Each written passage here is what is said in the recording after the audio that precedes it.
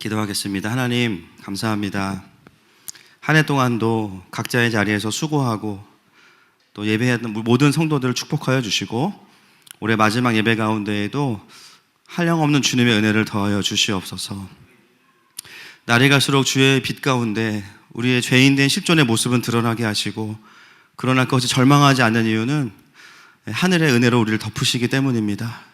오늘도 마음껏 우리를 수술하여 주시고 주님의 말씀으로 비춰 주시옵소서.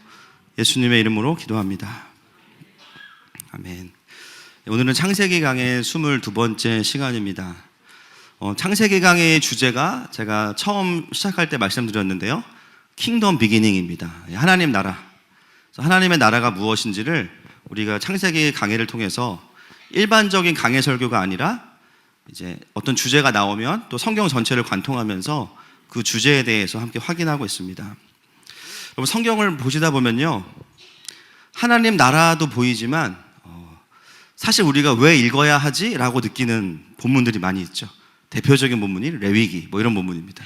늘 시험 들게 하고, 또 어떻게 보면 왜 이스라엘의 역사를 우리가 알아야 될까? 우리나라 왕도 잘 모르는데요, 이스라엘의 왕들의 이름을 또 외워야 되고, 왜냐하면 성경은 하나님의 나라를 우리에게 가르치면서요, 동시에 하나님의 다스리심을 받지 못하는 죄의 나라도 우리에게 교훈하고 있습니다. 그래서요, 어떻게 보면 우리에게는 그게 이제 예방접종이 되겠죠. 그리고 하나님 나라와 그렇지 않은 나라를 대비하면서 때로는 우리의 삶의 위치가 어디에 있는지를 가르치고 있습니다. 그래서 때로는 하나님 나라를 볼 때는 영광 가운데 봐야 되지만, 또 그렇지 않은 인간의 죄의 역사들을 보면서는 그 속에서 또 내 안에 그런 모습이 있지는 않은지 돌아보는 것이 참 중요합니다. 오늘 본문에 등장하는 주인공은 우리가 잘 알고 있는 가인입니다. 인간의 타락 이후에 타락한 상황에서 가장 먼저 태어난 사람이 바로 누굴까요? 가인이에요. 그래서 가인의 모습은 하나님의 나라가 임한 사람이 아니라 죄의 나라를 살아가는 사람의 그 실존의 모습을 우리에게 보여주고 있습니다. 특히 우리가 가인 하면 바로 따라오는 사람이 누구죠? 아벨입니다. 그래서 우리가 가인 하면 바로 가인과 아벨을 항상 연결시켜서 제사가 성공하면 이제 살고, 아니면 살인마 된다, 이렇게 이제 우리가 말씀을 듣지 않습니까? 근데 사실 이 1절부터 15절까지가 이제 가인 스토리의 첫 번째 장면의 풀 스토리인데요, 전체의 주인공은 누구냐? 당연히 가인입니다.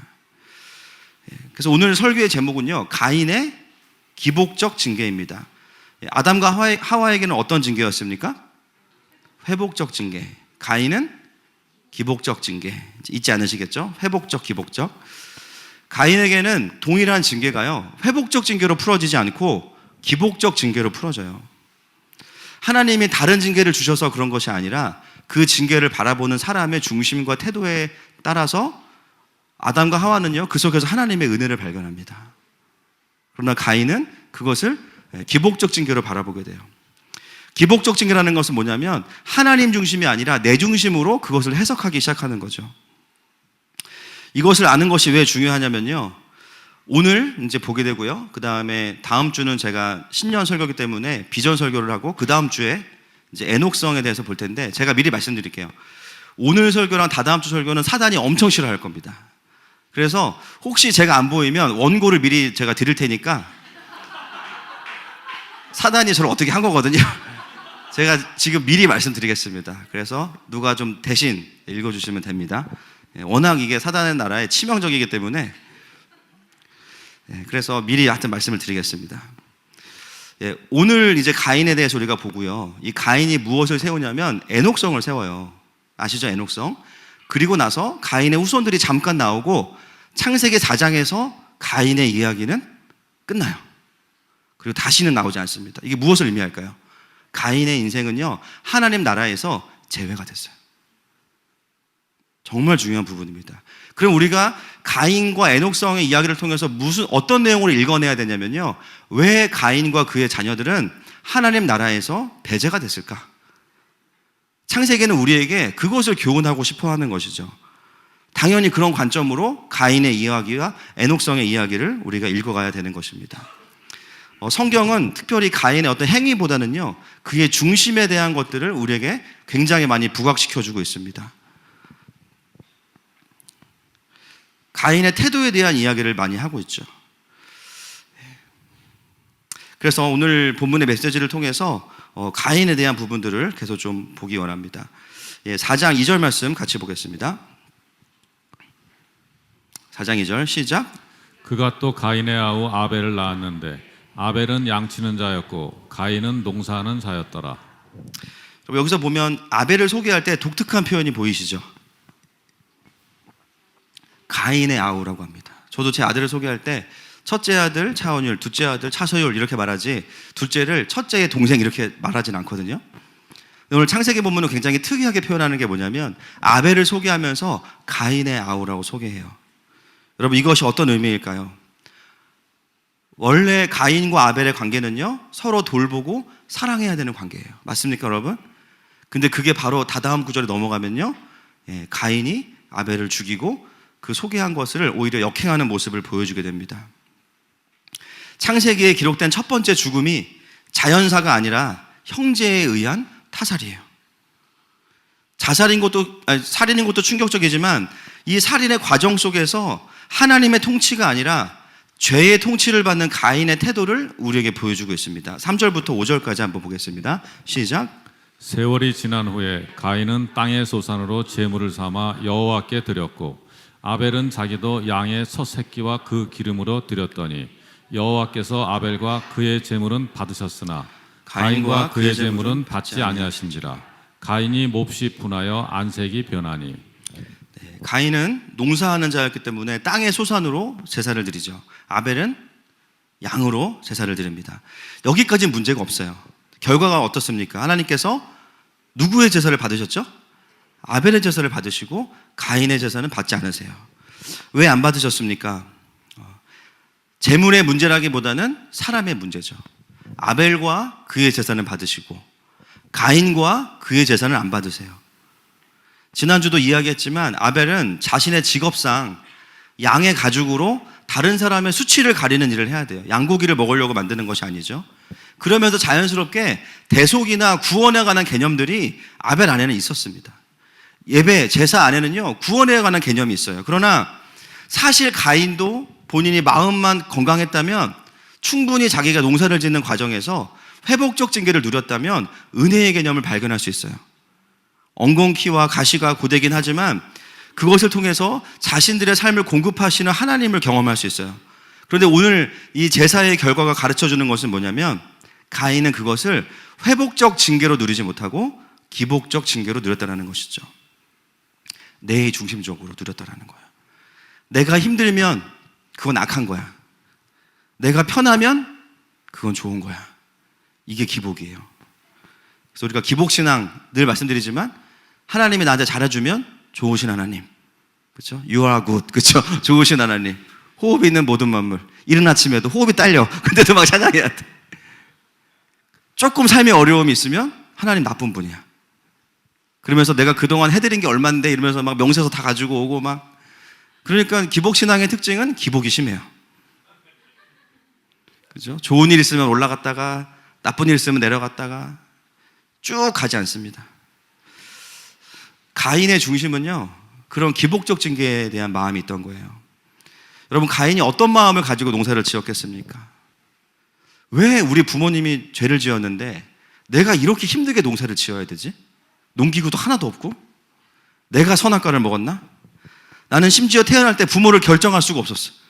유일한 부모는 아담과 하와밖에 없었어요. 내가 선택해서 태어난 가정도 아니고 태어나 보니까 내가 먼저 태어났으면 말렸을 텐데 내가 없을 때 그냥 두 분이서 그냥 선악과를 다 말아 드시고 그 죄는 나부터 시작된다. 이게 얼마나 억울해요.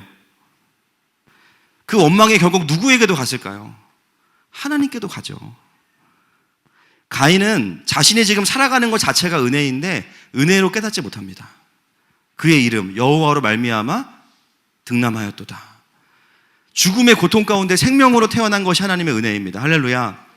근데 정작 본인은 그 은혜에 대한 감사가 없어요. 그냥 내가 힘든 거, 고통스러운 거에만 모든 마음이 다 가 있습니다. 농사를 짓는 것도 수고스럽고 늘 아빠 엄마를 보면 열불 터지고 심지어 멀쩡하게 잘 살아가는 아벨을 볼 때마다 엄청 꼴보기 싫은 거죠. 심지어 하나님마저도 아벨의 제사는 받으시고 가인의 제사는 안 받으셔요. 제가 어렸을 때 이제 성경을 깊이 연구할 수 있었던 주석이 신구약 성경 만화입니다. 저는 성경을 만화로 띄었어요. 만화는 참 좋은 겁니다. 아직도 기억에 남는 게 가인과 아벨이 제사 드리는 장면이 있는데요. 약간 그 제사를 받으신다는 개념이 그 만화에서는 그 하나님이 그 연기를 빨아들이시는 모습으로 나와요. 그러니까 이제 아벨의 제사는 이렇게 우리가 뭐죠 이거? 가스레인지 위에 후드, 전문용어로 후드라고 하죠. 후드가 잘 들어가. 근데 가인의 제사는 들어가다가 막 내려와서 가인이 예배드리다가 막 캑캑거리고 힘들어하고 딱 그 장면이 떠오릅니다. 4장 5절 말씀 한번 읽어보겠습니다. 시작. 가인과 그의 제물은 받지 아니하신지라 가인이 몹시 분하여 안색이 변하니. 그렇게 억지로 준비한 제사를 하나님이 받지 않으시죠. 제물의 문제라기보다는 뭐 유기농이 아니어서 그런 게 아니라 가인 자체의 중심이 그의 삶이 지금까지의 삶이 하나님 보시기에 받으실 만한 게 아니었어요. 그러니까 가인의 그 반응이 더 놀랍습니다. 보통 예배를 안 받으시면 예배가 어려워지면 우리가 어떤 고민을 하는 게 정상이에요. 나를 돌아봐야죠. 아, 내가 뭔가 예배 전에 준비가 안 됐구나. 근데 가인은요 몹시 분하여 안색이 변하니. 지금 여기 안색이 변한 분은 아직 안 계세요. 안색이 변해요. 이게 무엇을 의미할까요? 가인의 예배는요 자신의 의를 가지고 나와서 드린 거예요. 내가 그렇게 하기 싫은 농사를 지어가지고 그것도 내가 최상품으로 그냥 유기농으로 지어가지고 주님께 드렸는데 왜 안 받으셔? 농사가 쉬워? 가시와 엉겅퀴를 다 제거하고 지어야 되는데 잠도 못 자고 날마다 가서 애써가지고 이렇게 예배를 드려서 준비하는데 왜 안 받으셔? 열받는 거죠. 여러분, 이 한 가지 사건을 통해서 우리가 너무 중요한 것을 알 수 있습니다. 가인은 단순히 제사 드리는 태도가 좀 불량해서 안 받으신 게 아니에요. 그가 지금까지 하나님 앞에 살아왔던 모든 삶의 과정이나 중심들이 하나님 앞에 합당하지 않은 것이에요. 그가 지금까지 지내왔던 삶의 방향이 회복적 징계의 회복의 방향이 아니라 똑같은 고통과 아픔의 문제가 있음에도 불구하고 기복의 방향으로 왔기 때문이었습니다. 여러분, 출애굽기 이후에 그 성막 이후의 시대에 이렇게 예배드리면 어떻게 될까요? 그 자리에서 죽어요. 그 자리에서. 그렇죠? 죄의 삭은 사망이니까. 근데 하나님은 가인을 그 자리에서 죽이시는 게 아니라 말씀해 주십니다. 4장 6절 말씀 보겠습니다. 시작.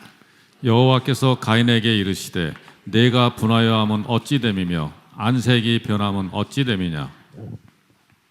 가인의 화냄이 옳지 못하다라고 말씀하십니다. 여러분, 참 신기한 게요, 우리가 화를 내는 이유가 뭡니까? 화 안 내세요, 여러분? 어차피 천사같이 앉아 계십니까? 내가 옳기 때문이잖아요. 그렇죠? 옳을 만한 이유가 있고 누가 틀렸으니까 화 안 내시는구나. 네. 근데 참 아이러니한 게요, 나는 내가 옳아서 화를 냈는데 객관적으로 그게 옳지 않을 수 있다는 거예요. 여러분, 인정하세요? 나는 화가 나. 근데 사실 그렇지 않은 거예요. 제가 며칠 전에 저희 아들이 둘째가 와서 저한테 뭐 화를 내는 거예요. 그래서 무슨 말 하는지 모르겠어요. 막 화를 내는데 들어보니까 퍼즐이 안 맞춰진다 뭐 이런 얘기를 하는 거예요. 그래서 가보니까 이제 퍼즐을 샀는데 퍼즐 몇 개가 안 맞춰져가지고 막 짜증이 나는 짜증을 저한테 내는 거죠. 그 화는 옳지 않습니다. 아니, 그림을 왜 잘라서 팔죠? 저는 이해가 안 돼요. 그걸 또 사서 다 쏟아. 또 다시 맞춰. 물론 이제 퍼즐 좋아하시는 분을 제가 뭐 이렇게 폄하하는 게 아니라 저는 이해가 안 돼요. 어떻게 그걸 또 다시 맞추고 재밌어하고 화를 낼까? 그냥 그림을 그대로 봐야지 왜 그걸 잘라서 팔까? 둘째가 저에게 내는 화가 제가 보기에는 옳지 않아요. 본인하는 이유가 있지만 지금 가인이 제사에 실패하고 진짜 화를 내셔야 되는 분은 누구실까요? 하나님이세요. 근데 황당하게도 뭐냐면 가인이 자기가 화를 냅니다. 하나님 가인에게 뭘 가르치시냐면 그 화 자체가 틀렸다라고 말씀하시는 거죠.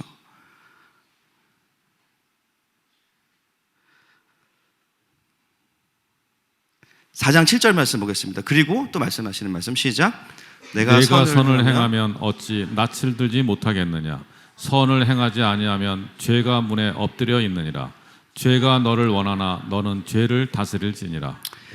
여러분, 하나님도 참 대단하신 게 끝까지 소통하십니다. 지금 죄가 너를 다스리려고 하는데 오히려 네가 죄를 다스려야 된다. 미리 말씀하시는 거예요. 여러분, 우리가 참 다 그렇습니다. 여러분, 하나님의 백성의 특징이 무엇입니까? 심플하죠. 하나님의 통치를 받는 사람. 맞습니까, 여러분? 내 마음과 힘을 따라가는 자들이 아니라, 내 생각을 따라가는 자들이 아니라 하나님의 뜻을 쫓는 사람들이 하나님의 백성들이에요. 그래서 우리가 이것을 뭐라고 하냐, 선한 하나님의 뜻과 죄로 나눌 수 있겠죠. 하나님의 통치를 받아야 되는 백성들이 자주 죄가 우리를 지배하려고 할 때가 있어요. 하나님은 우리에게 늘 그것을 미리 깨우쳐 주십니다. 그거 아니야. 빨리 돌아서야 돼.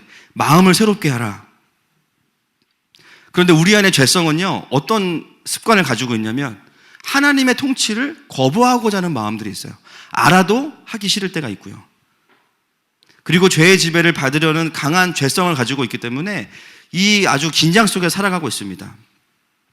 여러분, 가인이 하나님을 아는 사람일까요? 모르는 사람일까요? 아는 사람이잖아요. 하나님과 대화하고 있죠. 충격적인 것은 뭐냐면 하나님과 대화하고 있으면서도 하나님의 뜻대로 순종하진 않고 있어요. 그렇다는 말은 뭐냐면 하나님의 통치가 없는 사람이라는 거죠, 지금은. 그래서 그 열매가 뭐냐면 8절 말씀입니다. 같이 보겠습니다. 시작. 가인이 그의 아우 아벨에게 말하고 그들이 들에 있을 때에 가인이 그의 아우 아벨을 쳐 죽이니라. 분명히 하나님 2번 말씀하셨는데요, 어떻게 하냐면 전혀 그의 행보에는 변화가 없습니다. 자신의 분노와 화를 그냥 아무 죄가 없는 아벨에게 다 쏟아내요. 결국 무엇을 의미하냐면 죄가 나를 다스리도록 나를 그냥 죄에게 내어주게 됩니다. 사실 아벨이 한 거는 잘못한 게 없어요. 심지어 대사도 한마디 없고요, 제사밖에 없어요. 근데 그냥 이 본문에서 보면 아벨은 아무 죄도 없이 죽는 모습을 보게 됩니다. 하나님께서 아벨의 제사를 받으셨다는 것은 그의 삶과 중심의 태도가 하나님 앞에서 건강했다는 거죠. 임재가 계속 있는 거예요. 아벨은 자기가 얼마나 선한지, 얼마나 의로운지, 얼마나 하나님과 친한지를 스스로 자랑하거나 말하지 않아요. 그냥 묵묵히 예배하고 자기에게 주어진 길을 가고 있는데요, 심지어 형이 자신을 죽일 때 얼마든지 반항할 수 있거든요. 근데 본문에는 반항했다는 표현이 없습니다. 반대로 가인은 자기가 지켜야 되는 아벨을 죽이게 되죠. 가인은 성경에 기록된 최초의 살인자가 됩니다. 그런데 더 충격적인 거, 오늘은 끝까지 충격적입니다. 더 충격적인 것은 그 이후의 반응입니다. 9절 말씀 보겠습니다. 시작. 여호와께서 가인에게 이르시되 내 아우 아벨이 어디 있느냐? 그가 이르되 내가 알지 못하나이다. 내가 내 아우를 지키는 자이니까. 이게 지금 누구한테 하는 말입니까? 가인이? 하나님한테. 성경의 말씀인데, 거룩한 성경 말씀인데도요, 가인의 반항과 죄성이 느껴지죠. 내가 내 동생을 지키는 자입니까? 방금 전에 살인해놓고선 하나님한테 엄청 떳떳해요. 오히려 하나님이 나에게 지금 부당한 것을 요구하신다, 스스로 생각하죠. 오늘 가인의 사건은 그냥 가인이 홧김에 우발적으로 범죄한 것이 절대 아닙니다. 하나님 계속해서 가인이라는 그 실존을 통해서 말씀하기 원하시는 부분들이 있어요. 내 삶에 주시는 회복적 징계가 어떤 것인지를 하나님 앞에서 건강하게 내가 소화해내지 못할 때 누구든지 이럴 수 있습니다.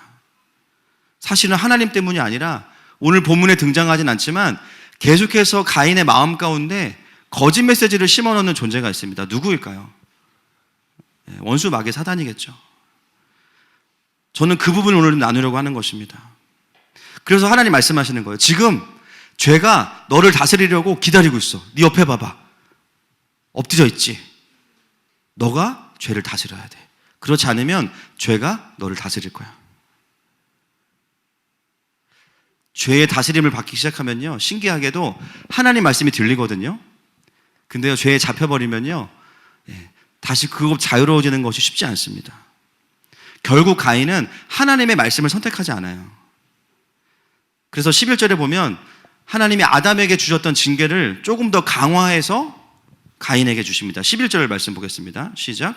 땅이 그 입을 벌려 내 손으로부터 내 아우의 피를 받았은즉 내가 땅에서 저주를 받으리니. 12절도 보겠습니다. 시작. 내가 밭을 갈아도 땅이 다시는 그 효력을 내게 주지 아니할 것이요 너는 땅에서 피하며 유리하는 자가 되리라. 여러분 보세요. 아담의 징계와 굉장히 유사한데요, 거기서 한 걸음 더 나가요. 효력을 내게 주지 않을 것이다. 하나님을 제대로 바라보고 삶을 이해하는 사람들의 삶, 하나님 앞에 순종함 있는 사람들의 방향에는요, 땅도 그에게 효력을 줍니다. 삶의 열매가 있어요. 그러나 나 중심으로 여전히 하나님 나라보다는 나를 중심으로 살아가는 경우에는요, 때로 하나님이 그것을 깨닫게 하시기 위해서 효력마저도 잃게 하실 때가 있죠. 저는 우리 모든 성도들의 삶이 시간이 가면 갈수록 회복의 열매를 맺으시기를 축복합니다. 그리고 가인에게 주어진 또 다른 징계가 뭐냐면요, 유리하는 자가 되는 거예요. 여러분, 유리하는 자가 뭘까요? 잘 모르시는 분들이 어머, 여행 다니는구나 이렇게 생각하실 수 있어요. 여행도 하루 이틀이지, 이거는 그런 의미가 아닙니다, 여러분. 유리하는 게 뭐냐면요, 계속 이사를 다니는 것은 그거는 이제 현상이죠. 그러니까 뭐 이사 자주 다니시는 분들이 난 저주받았나 봐 이러지 마세요. 그거 아닙니다. 유리한다는 건 뭐냐면 삶에 안식과 안정이 없는 거예요. 어디에서도 내가 뿌리를 내릴 수 없다고 느껴지는 그 불안함이 있는 거예요. 삶의 환경과 정서가 안정이 안 돼요. 그 말은 뭐냐면 이사를 아무리 많이 다녀도 하나님 안에 붙들려 있는 가정은요, 하나님이 주시는 안정감이 있습니다. 그러나 어떤 물리적인 것이 아니라 한 곳에 아무리 오래 살았어도 하나님 안에 뿌리가 없는 사람들은요, 굉장히 불안하고 초조하고 유리하는 자가 될 수 있어요. 하나님이 주신 징계가 뭐냐면 그의 삶 가운데 뭔가 불안하고 초조함이 있다는 거예요. 여러분, 우리가 이제 다다음 주에 보겠지만 제가 설교할 수 있을지 모르겠는데 왜 가인이 에녹성을 만들었겠습니까? 왜 에녹성을 만들었겠어요? 그렇죠. 정착하고 싶은 마음에 스스로 인공적으로 도시를 만든 거예요. 그 원인이 오늘 본문에 있는 겁니다. 삶의 방황이 가인에게 형벌로 주어진 거예요. 자, 여기서 또 한 번의 반전이 일어납니다. 그 벌이 딱 주어지고 나서 가인의 반응을 보겠습니다. 13절, 14절 시작. 가인이 여호와께 아뢰되 내 재벌이 지기가 너무 무거우니이다. 주께서 오늘 이 지면에서 나를 쫓아내시온즉 내가 주의 낯을 배웁지 못하리니 내가 땅에서 피하며 유리하는 자가 될지라. 무릇 나를 만나는 자마다 나를 죽이겠나이다. 여러분, 여기서 굉장히 이상한 걸 발견하셔야 됩니다. 가인의 태도가요, 완전히 바뀌었어요. 조금 전까지만 해도요, 아벨 죽여버리고 하나님도 마치 자기 앞에 나타나면 막 멱살 잡을 것처럼 막 큰 소리 치다가요, 하나님이 징계를 딱 내리시는 순간 아벨이 어떻게 됩니까? 전문용어로 현타가 딱 온 거예요. 분노를 막 하다가 잘못 건져, 하나님이셨어. 정신이 번쩍 차려지면서 갑자기 어떻게 되냐면 자기가 강자의 모습을 하고 있다가요, 갑자기 약자의 모습으로 싹 바뀌어요. 하나님이시지, 결국은 이러면 내 손해구나. 막 분노하고 화를 내던 가인이 자기의 삶에 징계로 하나님의 손해가 딱 주어지니까 바로 꼬리를 내립니다. 그런데 이거는 회개가 아니에요, 절대로. 만약에 이것이 가인의 회개였다면 4장에서 끝나지 않을 거예요. 돌이킨 거니까. 이건 회개가 아닙니다. 가인의 고백을 보면 더 확실해요. 뭐라고 이야기하냐면요, 이 죄가 너무 무겁다고 이야기해요. 여러분, 이 죄는 지금 무거운 게 아니고요, 객관적으로 보면 굉장히 가벼운 겁니다. 맞습니까? 원래는 즉사하거나 사라져야 돼요, 그냥. 근데 하나님 은혜를 주셔서 그냥 징계의 수준으로 주셨는데요, 그거에 대해서 뭐라고 이야기하냐면 이 죄가 나에게 너무 무겁대. 자기가 지은 죄를 자기가 판단해. 이 죄에 대한 대가를 자기가 결정해. 여러분, 이걸 우리가 뭐라고 부릅니까? 교만함이죠. 가인은 아무것도 바뀐 게 없어요. 하나님과 대화하고 있지만 하나님에 대해서 굉장히 오해하고 있고 하나님을 잘 몰라요. 또 여전히 자기 애가 너무 강합니다. 지금 가인은 뭐라고 이야기하냐면 하나님은 불공평하시다라고 이야기하고 있는 거예요. 그리고 나서 자신 안에 두려움을 이야기합니다. 그러면서 뭐라고 해요? 나는 불쌍한 사람이에요 라고 이야기해요. 자기의 분노를 표현해도 되는 아벨 앞에서는 누구보다 강자처럼 아벨을 죽일 듯이 죽여놓고선 하나님한테 마저도 대들다가 어느 순간 갑자기 하나님 앞에서 약자의 모습으로 자신의 모습이 바뀌죠. 여러분, 이 과정에서 누가 역할을 했을까요? 사단이 역할이 큽니다. 굉장히 큽니다. 이제부터 사단이 진짜 싫어하는 부분이에요. 천기누설, 그렇죠? 사단이 역할 가운데 하는 일이 뭐냐면요, 끊임없이 가인의 죄성을 이용해서 계속해서 가인을 속이는 거예요. 사단은 우리가 죄로 지배를 받을 때 어떻게 우리를 속이냐면요, 하나님의 일하심을 보게 하는 것이 아니라 내 고통과 내 수고와 나의 상처만 보게 해요. 맞죠, 여러분? 살아가면서 우리가 고통도 있고 상함도 있고 고생도 많아요. 그런데 똑같은 부분에 있어서 하나님은요, 그걸 회복적 징계로 우리를 살리시는 데 사용해요. 사단은요, 기복적 징계로 풀어냅니다. 근데 그 결정적인 방법이 뭐냐면 공감과 위로예요. 정말 엄청난 전략입니다. 정확하게 말씀드리면 가짜 공감과 가짜 위로. 여러분, 원래 공감과 위로는 누가 하시는 거죠? 하나님이 하시는 거예요. 히브리서 4장 15절 보겠습니다. 시작. 우리에게 있는 대제사장은 우리의 연약함을 동정하지 못하실 리가 아니요 모든 일에 우리와 똑같이 시험을 받으신 이로되 죄는 없으시니라. 아멘. 여기서 공감하다가 어떤 단어일까요? 동정하다. 예. 원어로 보면 참여하다라는 뜻입니다. 여러분, 하나님은 우리의 고통에 참여하는 분이세요. 나는 하늘에 있고 너는 땅에 있으니까 죄지었지 어쩔 수 없어 이러시는 분이 아니라 우리가 상처받고 어려울 때 내 옆에 와서 내 손잡고 같이 울어주시는 분이세요. 그게 하나님의 공감이고 하나님의 위로입니다. 나사로를 살리시기 전에도 마르다와 마리아와 함께 같이 우신 다음에 그 다음에 나사로를 살리세요. 나사로야 나오너라. 근데 그 공감과 위로를 누가 사용하냐면 사단도 똑같이 사용한다라는 거예요. 똑같은 공감과 위로인데요, 중요한 건 뭐냐면 그 다음에 열매가 다릅니다.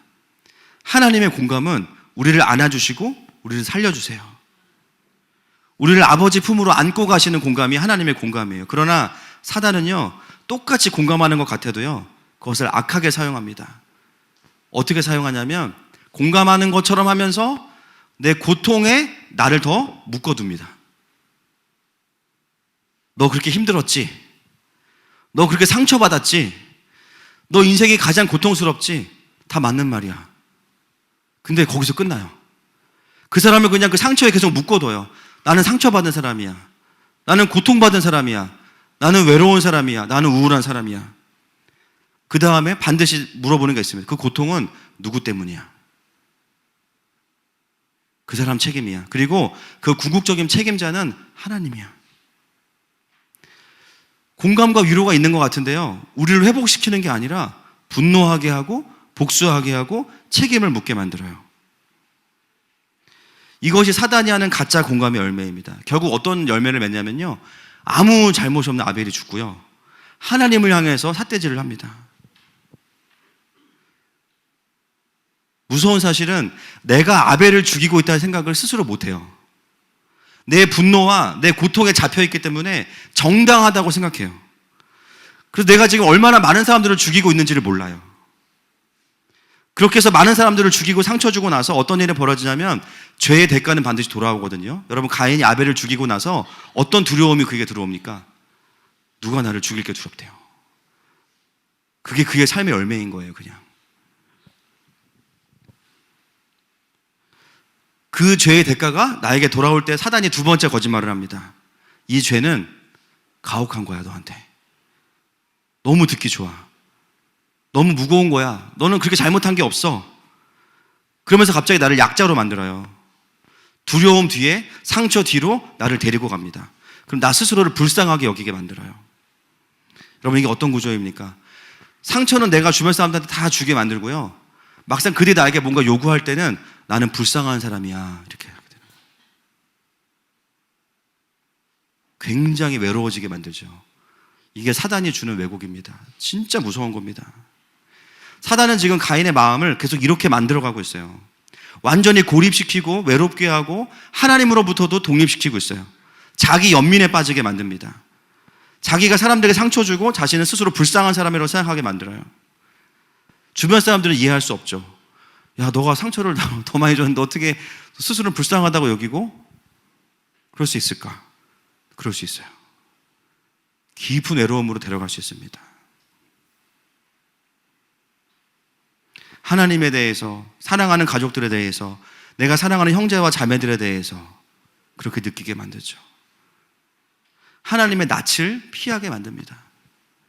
여러분, 그게 사단이 우리를 데려가는 공감과 위로의 능력이에요. 그래서 이제부터 여러분들이 막 남의 이야기 들을 때 내가 공감해도 될까? 여러분 그 대안은 뭐냐면 공감을 안 하는 게 아니고 진짜 공감을 하셔야 돼요. 할렐루야. 하나님께 연결된 사람들이 공감을 하는 게 중요하죠. 같이 공감하면서 죄에 묶이거나 상처에 묶이는 게 아니라 하나님께 연결된 사람들이 공감할 때 이 사람을 하나님 앞으로 데리고 올 수 있는 거예요. 베드로전서 3장 8절 말씀 보겠습니다. 시작. 마지막으로 말하노니 너희가 다 마음을 같이하여 동정하며 형제를 사랑하며 불쌍히 여기며 겸손하며. 아멘. 때로 사람들이 하는 공감들이요, 그 사람을 그 상처에 더 묶어두거나 더 고통 가운데 묶어둘 수 있다는 거예요. 당장은 그 공감과 위로가 내 마음에 힘이 될 수 있죠. 그렇게 느껴져요. 시원해요. 내 편을 찾아야 돼요. 그런데요, 결국 또 어떤 일이 벌어지냐면 아벨을 죽이고 하나님을 원망하게 돼요. 그렇다면 그 공감과 위로는요, 하나님으로부터 온 것이 절대 아닙니다. 우리가 누군가에게 좋은 공감자가 되고 위로자가 되고 싶을 때 우리가 반드시 점검해 봐야 되는 게 있어요.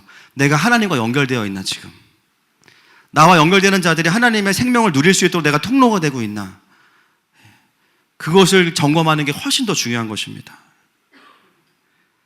하나님과 연결된 사람의 공감을 통해서 우리가 할 수 있는 것은 뭐냐면 기도의 자리로 가게 되고요, 하나님의 음성을 듣는 자리로 가게 되고요, 하나님의 마음을 깨닫는 자리로 가게 됩니다.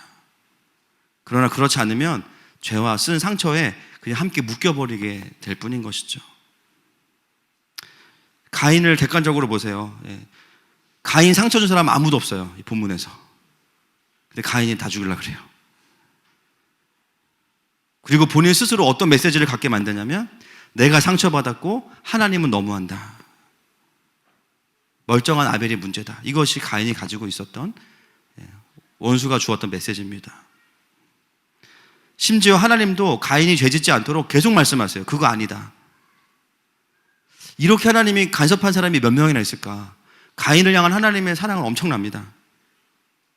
어떻게 보면 아담에게 직접 선악과의 스토리를 듣고 돌이켜서 더 새로운 은혜의 삶을 살 수 있는 장자의 삶을 살 수 있었는데 그 좋은 은혜의 기회와 가족들의 사랑을요, 본인 다 깨트리는 거예요. 왜 그러냐면요, 본인이 본인의 삶의 우상이기 때문이에요. 제가 금요일 날 잠시 나누었지만 이것이 이후에 인본주의의 뿌리가 바로 되는 시점이 바로 여기입니다. 거대한 인본주의의 사상적 흐름 속에서 많은 열매들이 나오는데요, 그 시작점이 어디냐? 가인이에요, 가인. 많은 분들이 인본주의가 그냥 좀 인간을 이롭게 하고 좋은 거 아니야 라고 생각할 수 있어요. 그러나 더 깊이 보셔야 됩니다. 왜 이런 현상들이 벌어지고 어떤 뿌리를 가지고 있는가? 그 출발 지점이 여기에요. 하나님 편에 서지 않고 사람의 편에서 사람이 사람을 위로하려고 하지만 사단이 절대로 그냥 두지 않습니다. 반드시 공감과 위로로 사람들을 죽이는 방향으로 데려가는 거. 이 인본주의의 강이 여기부터 시작이 됩니다. 애녹성을 만들고 바벨탑을 쌓게 하고 바벨론과 메데와 바사와 헬레이즘과 그리스 로마, 수많은 인문학, 르네상스와 유물론의 다양한 열매들, 전부 다 인본주의의 강에서 나오는 열매들이에요. 인문학이 때로 사람을 이해하고 공감하는 데 도움을 준다는 이야기들을 많이 듣습니다. 저도 그래서 인문학을 좀 공부해보려고 했었습니다. 네. 최근에 단테의 신곡도 읽으면서 또 제 주변의 목사님들이 인문학을 해야 된다고 막, 성경도 안 읽는 분들이 그러면서 공자가 어떻고 맹자가 어떻고 막 말씀을 PBS를 해야 되는데 막 자왈 이런 걸 뭐 공부하면서, 제 주변에 인문학 공부하는 목사님들 계시는데요, 그분들이 제일 사람들을 공감을 못 하세요. 보면 지식은 엄청 나와요, 입에서. 근데요, 목회는 너무 힘들어. 사람에 대한 공감이 안 돼, 오히려. 왜 그런가 보니까 본인이 공감이 안 되기 때문에 이거라도 공부해서 내가 사람들을 이해해야겠다 마음 먹지만, 뭐 조금은 도움이 될 수 있어요. 그래서 여러분, 제가 정확하게 말씀을 드릴게요. 수많은 사람들의 작품이나 어떤 모습을 통해서 확인할 수 있는 게 있습니다. 뭐냐면요, 죄로 인해서 왜곡된 수많은 사람들의 케이스를 확인할 수 있어요. 그냥 김재인, 박재인, 차재인, 오재인, 공재인 다 확인할 수 있어요. 죄인. 조금은 케이스가 많아질 수 있겠죠. 그런데 사람을 제대로 통찰하려면 하나님을 알아야 됩니다. 사람을 창조하신 하나님을 알아야 돼요. 그리고 그 하나님의 사람을 뭐라고 말씀하시는지 알아야 정확하게 그 사람을 살릴 수 있습니다. 수많은 원인들로 사람의 망가짐을 다 바꿔놨어요. 죄의 문제가 아닌 걸로. 애매하게 상처나 애매한 문제들로 바꿔놨어요. 사람을 살려야 되는데 공부하면서 사람을 못 살려. 왜 그렇습니까? 진단이 틀렸기 때문이에요. 죄에 대한 깊은 통찰로 들어가서 하나님과 연결시켜냄으로 인해서 생명이신 그분이 오셔야 되는데 수많은 원인들로 사람들을 분석해내기 시작하면서 오히려 정확한 원인을 찾아내지 못해요. 교회를 다니는 사람은 신본주의, 안 다니는 사람은 인본주의의 수준이 아닙니다. 오늘을 살아가는 그리스도인들 안에 인본주의는요, 여러 가지 비진리의 모습으로 파편적으로 엄청나게 들어와 있어요. 그래서 교회를 다니는데도 여전히 종교인들이 많고 하나님의 나라를 안다고 하지만 깊이 경험하지 못하는 분들이 많은 이유는 뭐냐면 내 안에 비진리들이 파편처럼 들어와 있기 때문에 나도 모르게 이게 진리라고 생각했던 전제들이 있는데요, 그 전제 자체 안에 인본주의가 깊이 들어와 있는 거예요. 어느 순간 한계가 딱 생겨버리는 거죠. 더 하나님을 알아가는 것에 있어서 왜곡된 것들이 뚫어지지가 않아요. 내 삶의 문제가 뭘까 인식하는 부분에 있어서 돌아봐지지 않아요. 사단이 얼마나 머리가 좋은지 모릅니다. 아주 교묘하게 교회 다녀, 예배 드려, 말씀도 읽어. 그럼 뭐예요? 내 존재 자체 안에 인본주의가 이미 들어와 있는데 왜곡된 혼으로 말씀을 읽어내고 있고 내가 보고 싶은 것만 보고 있고 듣고 싶은 것만 듣고 있는데 아무리 말씀을 읽은들 그 안에 존재의 돌파가 일어나지 않는 거죠. 제가 충격적인 것은 뭐냐면 가인이 하나님과 대화한다라는 거예요. 대화를 하는데 전혀 하나님의 진리가 가인의 존재를 뚫고 들어가지 않아요. 이미 가인의 존재는 자기 자신으로 가득 차 있기 때문에 하나님의 말씀을 다 튕겨냅니다. 다다음 주에 보게 되는 에녹성에서 그 열매들이 무엇인지를 우리가 여실히 보게 돼요. 겉으로는 굉장히 화려하고 안정적인 것 같고 멋있는 것 같지만 사람 자체를 즐겁게 하고 위로하는 것 같지만 그 열매를 보세요. 사망이에요. 사망. 최초의 르네상스가 에녹성입니다. 여러분, 하나님의 백성은요, 하나님의 말씀이 생명인 사람들이에요. 가치평가가 없는 거예요. 이거는 그냥 하나님 믿고 생명이에요. 하나님이 아닌 건 사망인 거예요.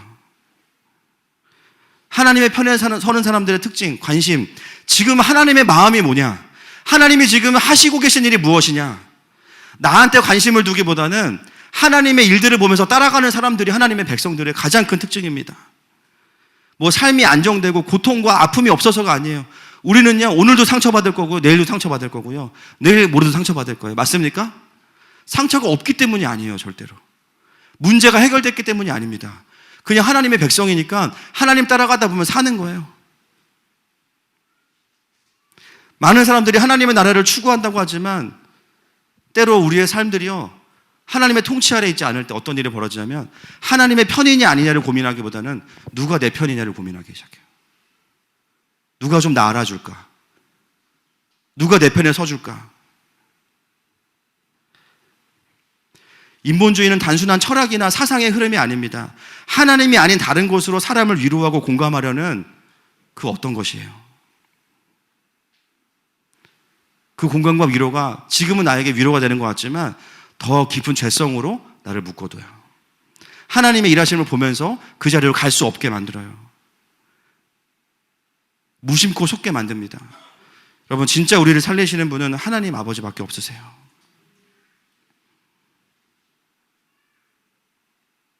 지금 이 시대는 이 싸움이 너무 첨예한 시대입니다.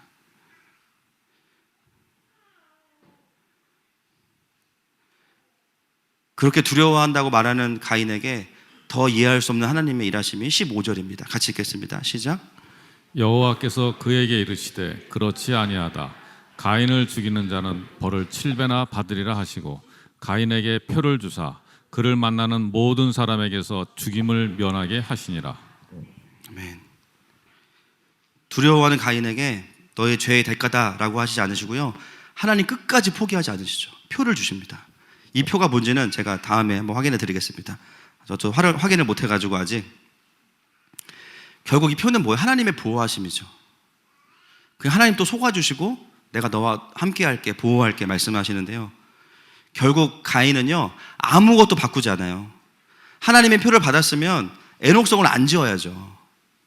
결국 뭐예요? 하나님의 은혜를 받았는데 그렇게 은혜 받아놓고 삶에 가서는 은혜 없어. 원래 내 죄성대로 그냥 삶을 살아. 두려움에 기반한 기초로 애녹성을 짓고 나를 위로하려는 수많은 문화와 예술들을 거기서 그냥 꽃피우면서 살아요. 하나님의 통치가 가인에게는 없어요. 그냥. 오늘 본문은 두 가지의 텐션이 있습니다. 하나님의 통치를 계속 튕겨내는 가인과 그럼에도 불구하고 계속 가인과 함께 가기 원하시는 하나님의 텐션, 두 가지가 평행선을 이룹니다. 제가 설교 시작할 때 말씀드렸죠. 왜 가인이 하나님의 나라에서 배제가 됐는가? 답을 얻을 수 있습니다. 하나님이 배제시킨 게 아니라 본인이 하나님의 음성에 반응하지 않은 거죠. 하나님 계속 들어오라고 말씀하시는데 본인이 자신 안에 있는 것들을 가지고 하나님의 지를 튕겨내면서 계속 하나님 나라 밖으로 가는 모습을 보게 돼요. 왜 이 가인의 이야기를 성경에 기록하고 우리가 읽도록 하셨을까요? 여러분, 이 가인의 이야기는 우리의 이야기입니다. 여러분 다 아벨이신가요? 저는 가인일 때가 엄청 많습니다. 여전히 사단이 저의 마음을 속이고 지배하려고 합니다. 어떤 상처만 받으면 그거를 붙잡게 만들고요. 그거를 파고들게 만들고요. 그걸 나를 평가하게 만들어요. 그거 알아주는 사람에게 마음을 열게 만들고. 여러분, 속으시면 안 됩니다. 하나님의 위로가 아닌 것은 결국 우리의 발목을 잡을 거예요. 사단은 우리가 계속 이렇게 매여있게 하려고 난리를 칠 겁니다. 사람과 모든 것을 움직여서 우리를 죄와 상처에 계속 묶어두려고 할 거예요. 왜냐하면 우리가 자유케 되는 순간 하나님의 나라가 더 확장될 것을 알기 때문이에요. 로마서 8장 1절과 2절 같이 선포하면서 읽겠습니다. 시작. 그러므로 이제 그리스도 예수 안에 있는 자에게는 결코 정죄함이 없나니 이는 그리스도 예수 안에 있는 생명의 성령의 법이 죄와 사망의 법에서 너를 해방하였음이라. 아멘.